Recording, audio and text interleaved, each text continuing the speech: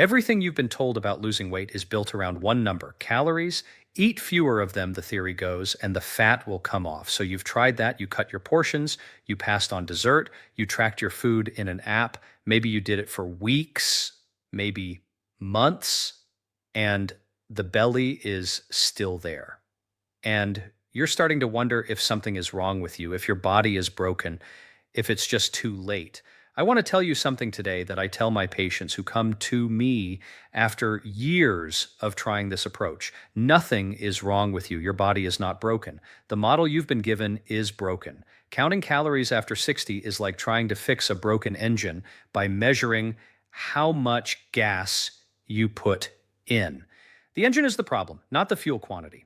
Today, I'm going to show you how to fix the engine. My name is Dr. William Lee. I'm a physician, scientist, and the author of Eat to Beat Disease. I've spent more than 20 years studying how food communicates with human biology, how specific compounds in the foods we eat send signals that either promote disease and fat storage or activate healing and fat burning. And what I'm going to share with you today isn't a diet, it's a communication upgrade. You're going to learn to speak your body's language. And when you do, your body will naturally do what it was designed to do all along. I want to explain something that most doctors don't take time to explain to their patients. And it's the reason so many people over 60 are doing everything right and getting nowhere. The calorie model of weight loss was developed in the early 20th century. It is based on thermodynamics, the idea that if you take in use fewer units of energy than you burn, you will lose weight. That idea is not completely wrong, but it is dangerously incomplete once you're past 60. And here's why. There are three biological changes that happen in an aging body that make the calorie equation almost irrelevant. The first is insulin resistance. Insulin is the hormone that moves sugar from your blood into your cells. After 60, particularly in Americans who have spent decades eating processed foods, insulin resistance is nearly universal. What this means is that your cells have stopped responding efficiently to insulin signals. And here's the critical piece. When insulin levels are chronically elevated, which they are in insulin-resistant adults, your body is in a permanent state of fat storage. The switch is stuck in the wrong position. You can eat 200 fewer calories a day, and your insulin will still be telling your fat cells to expand. Eating less does not fix insulin resistance, only eating differently does. The second biological change is sarcopenia, the progressive loss of muscle mass. After the age of 30, we lose roughly 3 to 5% of our muscle mass every decade. By 60, many people have lost a significant portion of the primary fat-burning engine in their body. Muscle is metabolically active,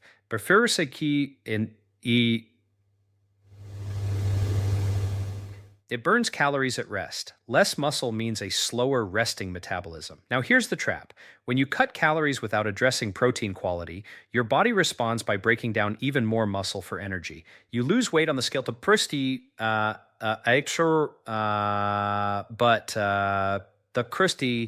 the weight you're losing is largely muscle, not fat.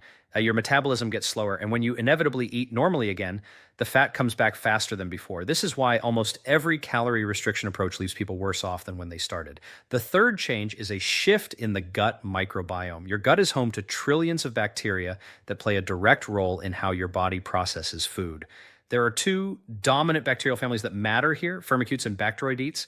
Research from Washington University and others has shown that people with a higher ratio of Firmicutes to Bacteroidetes extract more calories from the same amount of food than people with a more balanced ratio. As we age, that ratio tends to shift toward more Firmicutes, which means your gut literally becomes more efficient at pulling energy from food. You can eat the exact same calories as someone younger, and your body will store more of them as fat. Again, eating less doesn't fix this. Eating differently does. So if cutting calories is the wrong tool, what's the right one? The answer is what I call the 5 biological levers. And there we'll say what the rest of this video is about. Think of your body's fat storage and fat burning system as a machine with 5 switches. Most people are walking around with all 5 switches in the wrong position, and no amount of calorie restriction can override 5 biological switches working against you. But when you start eating foods that flip these switches, one by one or several at once, your body naturally begins to do what it was designed to do. It burns fat, it builds muscle, it regulates hunger, and it does it without you having to think about portions or macros or calories. Here are the 5 levers. Lever 1, insulin sensitivity. Certain foods dramatically improve your cell's response to insulin. When insulin sensitivity goes up, your body exits fat storage mode and enters fat burning mode. This is the most important lever for people over 60. Lever 2, satiety signaling. Your gut produces hormones, particularly GLP-1 and leptin, that tell your brain you're full. Certain foods powerfully activate these satiety signals. When satiety signaling is strong, you naturally eat less, not because you're restricting yourself, but because your biology is satisfied. Lever 3, thermogenic activation. This is the thermic effect of food, the energy your body expends just to digest and process what you eat. Different foods have dramatically different thermic effects. High protein foods, for example, require your body to burn 20 to 30% of their own caloric value just to be digested. That means you're burning more calories at rest without any exercise. Lever 4, microbiome rebalancing. The right foods selectively feed beneficial bacteria that shift your gut ratio in the right direction, reducing the efficiency with which your body extracts and stores fat from the food you eat. Lever 5, angiogenic suppression. Visceral fat, the dangerous fat around your organs, grows its own blood vessel network to feed itself. This is called angiogenesis. Certain food compounds inhibit this process, cutting off the fuel supply that allows visceral fat to expand. This is the lever that comes directly from my own research. Now let me show you exactly which foods activate these levers and how to use them. Food number 1, eggs. Eggs may be the single most powerful lever-activating food you can eat for breakfast after 60, and I want to explain exactly why. Eggs are rich in choline, a nutrient that improves insulin signaling at the cellular level. Studies have shown that people who eat eggs for breakfast have significantly lower blood insulin spikes compared to those who eat a carbohydrate-based breakfast of equal calories. That's lever 1. Eggs also provide a complete protein profile, all essential amino acids.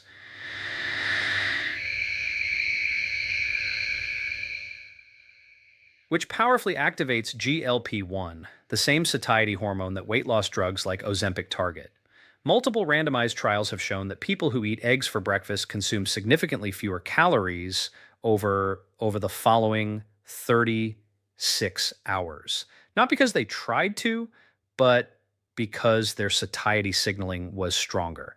That's lever 2. And protein has the highest thermic effect of any macronutrient. Of every 100 calories of protein you consume, your body burns 20 to 30 calories just to digest it. Eggs are essentially a thermogenic food by nature. That's lever 3. How much? 2 to 3 whole eggs, 3 to 5 days per week. The yolk is where the coccoxobline lives. And don't discard it. Scrambled in extra virgin olive oil, poached or soft boiled, simple for those with cardiovascular concerns. The research over the last decade has largely exonerated dietary cholesterol from eggs as a driver of blood cholesterol in most people. But if you have a specific condition, have the conversation with your physician. Food number 2, extra virgin olive oil. I want to be specific here because the word olive oil on a supermarket label can mean many things. What I'm talking about is cold-pressed, high polyphenol, extra virgin olive oil. The darker, more peppery the taste, the higher the polyphenol content. Oleic acid, the primary fat in extra virgin olive oil, activates a receptor called PPAR alpha in the liver, which directly shifts the body from fat storing mode to fat oxidizing mode. It also reduces fasting insulin levels. That's lever 1. But the compound I find most extraordinary is oleocanthal. Oleocanthal inhibits the same inflammatory enzymes as ibuprofen, COX-1 and COX-2, and dramatically reduces levels of VEGF, the growth factor that visceral fat uses to build its blood supply. That's lever 5, working through the same mechanism my laboratory has studied. The pre-dimed trial, one of the largest nutritional studies ever conducted with over 7,000 participants, found that daily extra virgin olive oil consumption was associated with significantly reduced central adiposity and lower inflammatory markers. This effect held across all age groups, including adults over 65. 2 tablespoons per day is the evidence based dose. Use it as your primary fat for cooking at low to medium heat, or as a finishing oil over vegetables and salads. Food number 3, wild salmon. Wild salmon is one of the richest sources of EPA and DHA, the long chain omega 3 fatty acids that have the most direct biological activity in the human body. EPA and DHA activate PPAR gamma, a nuclear receptor that plays a central role in insulin sensitivity. When PPAR gamma is activated, adipose tissue, fat tissue, becomes more responsive to insulin signals, meaning fat is more readily mobilized for energy rather than stored. That's lever 1. Omega-3s also strongly activate satiety hormones, particularly peptide YY and GLP-1. A meal built around salmon produces a significantly longer period of satiety compared to a calorie equivalent meal built around refined carbohydrates. That's lever 2.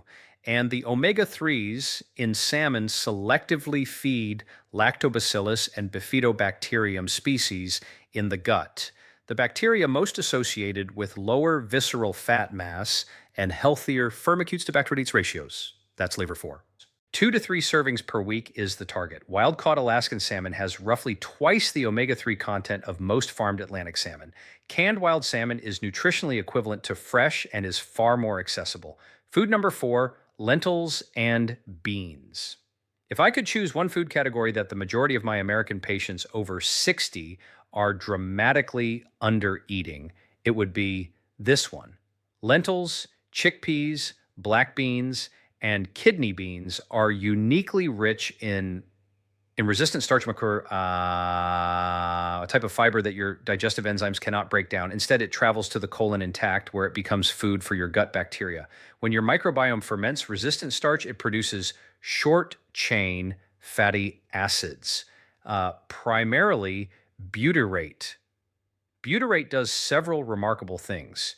It reduces gut permeability, it travels to the liver and activates fat oxidation pathways, and it directly suppresses the inflammatory signaling that drives fat cell expansion. That's lever 4 doing double and triple duty. Resistant starch also dramatically slows gastric emptying, and that's the rate at which your stomach sends food to the intestine. This produces a prolonged and powerful satiety signal that can reduce food intake naturally for 4 to 6 hours after a meal. That's lever 2. 1 cup of cooked lentils provides 18 grams of plant protein, 15 grams of fiber, and approximately 230 calories. For people over 60 who need to maintain muscle while managing caloric balance, that nutrient density is extraordinary. Half a cup to 1 cup, 3 or more times per week. Canned beans, rinsed under water to reduce sodium, are just as nutritious as dried and take 5 minutes to prepare. Food number 5, green tea and matcha. Green tea contains a catechin called EGCG, epigallocatechin gallate, and it works on 2 levers simultaneously. EGCG activates thermogenesis in brown adipose tissue. Brown fat is a specialized type of fat that burns energy to generate heat. As we age, brown fat activity declines.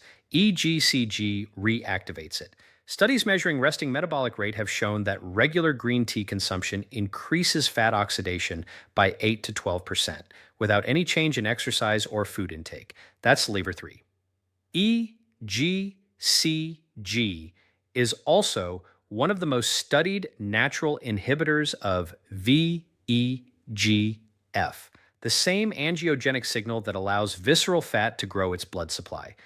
Multiple laboratory studies and several clinical trials have demonstrated that EGCG reduces visceral fat area independent of total body weight change. That's lever 5. 2 to 4 cups of brewed green tea per day, or 1 cup of matcha, which delivers roughly 10 times the EGCG of regular brewed tea. For those who are caffeine sensitive, drinking it before noon and switching to decaf versions in the afternoon is an easy workaround. Food number 6, full fat Greek yogurt. I'm going to address the elephant in the room immediately. Yes, full fat, not low fat, not fat free. The fat in full fat Greek yogurt, primarily short and medium chain saturated fatty acids,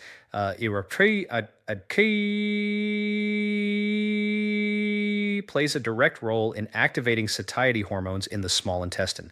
When these fatty acids are absent, as they are in low fat yogurt, the satiety signal is significantly weaker. You eat the same food, feel less satisfied, and compensate by eating more later. The full fat version, despite having more calories on paper, actually leads to less overall caloric intake across the day. That's lever two. Greek yogurt is also one of the most accessible sources of live probiotic cultures, specifically Lactobacillus acidophilus and Bifidobacterium.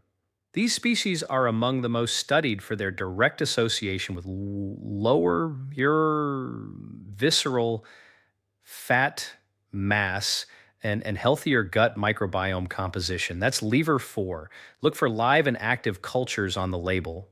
Yeah, 3/4 of a cup to 1 cup once daily, plain, unsweetened. Add berries and a tablespoon of ground flaxseed for a complete lever-activating breakfast or snack. Food number 7, broccoli and cruciferous vegetables broadly, and which includes cauliflower, Brussels sprouts, kale, and cabbage. This food group's power comes from a compound called sulforaphane, which is released when cruciferous vegetables are chopped or chewed, and an enzyme called myrosinase activates. Sulforaphane activates NRF2, the master regulator of the body's antioxidant and cellular defense systems. One of NRF2's downstream effects is to increase the sensitivity of insulin receptors on muscle and liver cells. Higher insulin sensitivity means lower baseline insulin levels, which means more time in fat-burning mode rather than fat-storing mode. That's lever 1. Sulforaphane also activates thermogenic pathways in brown adipose tissue. Similarly to EGCG, it stimulates uncoupling proteins that increase heat production and fat oxidation. That's lever 3. 1 to 2 cups of lightly steamed or roasted cruciferous vegetables 3 to 5 times per week. Light cooking, not boiling, preserves more sulforaphane. Letting chopped broccoli rest for 5 minutes before cooking further increases myrosinase activity and sulforaphane yield. Food number 8, walnuts. Walnuts occupy a unique position among nuts because of their specific polyphenol and ALA omega-3 combination. A randomized controlled trial published in the Journal of Nutrition tracked gut microbiome composition and metabolic markers in adults who consumed walnuts daily versus those who did not. The walnut group showed a significant increase in lactobacillus species, a decrease in firmicutes to bacteroidetes ratio, and measurably higher levels of butyrate-producing bacteria. That's lever 4. Walnuts also contain a specific combination of fiber, protein, and fat that activates a prolonged satiety response. Brain imaging studies using fMRI have shown that walnut consumption measurably increases activity in regions of the brain associated with hunger control, suggesting the satiety effect is neurological as well as hormonal. That's lever 2 working at a surprisingly deep level, 1 ounce in about a small handful per day, eaten as a snack, added to oatmeal, or incorporated into salads, stored in the refrigerator to preserve the fragile omega-3 fats. Now, I want to be honest with you about the other side of this equation, because the 8 foods I just showed you are doing enormous work in your body. But if you're regularly eating certain other foods, those foods can undo that work entirely. They don't just fail to activate the levers, they actively lock them shut.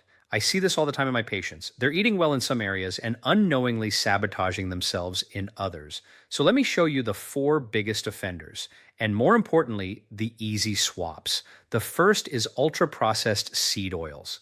Canola oil, soybean oil, cottonseed oil, and corn oil. These are the cooking oils found in most American processed foods, restaurant kitchens, and many home kitchens. They are extremely high in omega-6 linoleic acid, and when consumed in the quantities typical of the American diet, They drive chronic inflammation through a biochemical cascade that ends in elevated TNF alpha and IL-6, the same cytokines that cause insulin resistance, suppress satiety signaling, and promote visceral fat expansion. All five levers in the wrong direction. The swap extra virgin olive oil for cooking at low to medium heat, avocado oil for high heat cooking. Neither of these has the omega 6 excess that drives the inflammatory cascade. The second is refined carbohydrates, white bread, white rice, most crackers, commercial cereals. These foods are digested almost instantaneously, producing a rapid spike in blood glucose followed by a sharp insulin surge. This is the most direct and powerful way to lock lever 1 shut, and the insulin spike that follows a refined carb meal can keep your body in fat storage mode for 3 to 4 hours afterward. The swap sourdough bread made from whole grains, which has a dramatically lower glycemic response due to fermentation. Steel cut or rolled oats instead of cold cereal. Brown rice or lentils instead of white rice. The third is artificial sweeteners. This one surprises people because the logic seems sound bricker. 0 calories, 0 sugar. So how could it be a problem? A landmark study published in Nature by Suez and colleagues showed that artificial sweeteners, including sucralose, aspartame, and saccharin, significantly alter gut microbiome composition in ways that promote glucose intolerance and fat storage. They devastate lever 4. Additionally, animal and some human studies suggest that the sweet taste of artificial sweeteners without accompanying calories dysregulates the brain's reward and hunger signaling pathways, increasing cravings for sweet and calorie-dense foods in the hours that follow. The swap, sparkling water with a splash of pomegranate juice, naturally flavored water, small amounts of raw honey in coffee or tea if needed. It has a glycemic effect, but it comes with polyphenols that mitigate it. The fourth is alcohol, particularly cocktails and sweet wines. I'm not here to tell anyone to stop drinking entirely, but I do want to be transparent about what alcohol does to fat metabolism. When alcohol is present in the body, your liver prioritizes its metabolism over everything else, including fat oxidation. Fat burning essentially stops until the alcohol is cleared. For someone who has a drink with dinner every night, that's 3 to 4 hours every day in which fat burning is suspended, regardless of everything else they've done right. Additionally, alcohol suppresses leptin, reduces sleep quality, and elevates cortisol, which directly promotes visceral fat storage. The swap. If you enjoy a glass of red wine a few evenings a week, the polyphenols in dry red wine do provide some offsetting benefit, but cocktails with mixers, sweet wines, and beer provide essentially no upside for the significant metabolic cost. I want to make this as concrete and actionable as possible because I know that information without a clear next step is just entertainment. So let me give you what I call the shift. Not a diet, not a meal plan, but a pattern of eating that activates your 5 levers consistently across the week. The structure is simple. Protein and fat first at breakfast, fiber and fat at lunch, anti-inflammatory foods at dinner. And within each meal, you're choosing from the 8 foods we just discussed. Here's what a typical day looks like. Breakfast, 2 eggs scrambled in extra virgin olive oil, half a cup of blueberries or berries of any kind, and a cup of green tea. This meal activates levers 1, 2, and 3 before 9 in the morning. Lunch, a large salad base, any dark leafy greens, topped with half a cup of canned lentils, a portion of canned wild salmon or leftover salmon from dinner, dressed with 2 tablespoons of extra virgin olive oil and lemon juice. Levers 1, 2, and 4. Dinner. A serving of wild salmon or chicken breast, roasted broccoli or Brussels sprouts tossed in olive oil with turmeric and black pepper, and a side of kimchi or a small serving of Greek yogurt. Levers 1, 3, and 4. Snack if you need one. 1 ounce of 85% dark chocolate or 3/4 of a cup of full-fat Greek yogurt with a tablespoon of walnuts and pomegranate arils. That's a day of eating that is genuinely satisfying. Plenty of good fat, complete proteins, and more flavor than most diet foods. And it doesn't require you to weigh anything, count anything, or feel deprived. Now, if that feels like too much change all at once, here are 3 swaps you can make starting tomorrow. Just 3 that will immediately shift your biology. Swap 1, Whatever you're eating for breakfast right now, cereal, toast, a muffin, replace it with 2 eggs cooked in olive oil and a handful of berries. One swap, significant impact. Swap two, replace whatever oil you're currently cooking with, whether that's canola, vegetable, or corn oil, with extra virgin olive oil.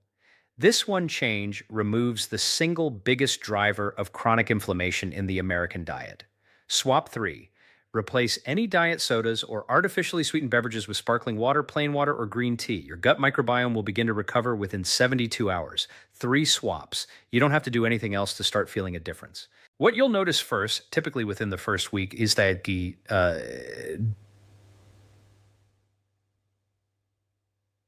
you're less hungry in the mornings and afternoons. Your satiety signaling will start to normalize. You'll find yourself thinking about food less, not more. And over time, typically 8 to 12 weeks of consistent eating in this pattern, your waist circumference will begin to change. Not because you starved yourself, because you changed the signals. Let me bring this together. After 60, your body isn't broken. It's operating under a different set of rules than it was at 30 or 40. And the rules most people are following, rules built around calories and portions and restriction, are the wrong rules for those changes. The 5 levers, it's right here.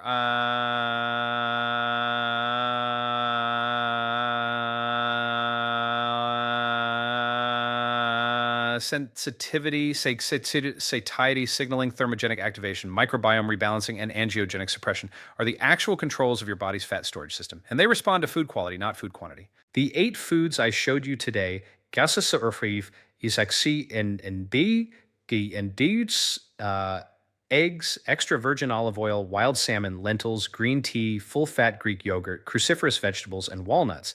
These are not superfoods in the marketing sense. They are foods that communicate with your biology in ways that directly activate these 5 levers. The science behind each of them is peer-reviewed, replicated, and increasingly well understood. You don't need to overhaul your entire life tomorrow. Start with the 3 swaps. Build the pattern over the first week and let your biology catch up to what you're doing. I've put together a 1-page guide, the 5-lever food guide, that lists each food, which lever it activates, the dose, and the swap it can replace. It's free. You can download it at the link in the description or in the first comment below. If this video has been useful to you, please consider subscribing to the channel.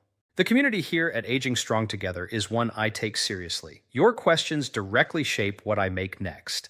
Leave a comment telling me which of the 5 levers surprised you most. I'll read everyone. And next week, I'm going to show you the specific eating window that multiplies everything I covered today. It's not intermittent fasting as most people know it. It's a time-based eating strategy developed specifically around the biological rhythms of bodies over 60. It works synergistically with the 5 levers in a way that genuinely accelerates results. I'll see you then. In the meantime, your body is not done responding to good inputs. It never is. Give it the right signals, and it will surprise you.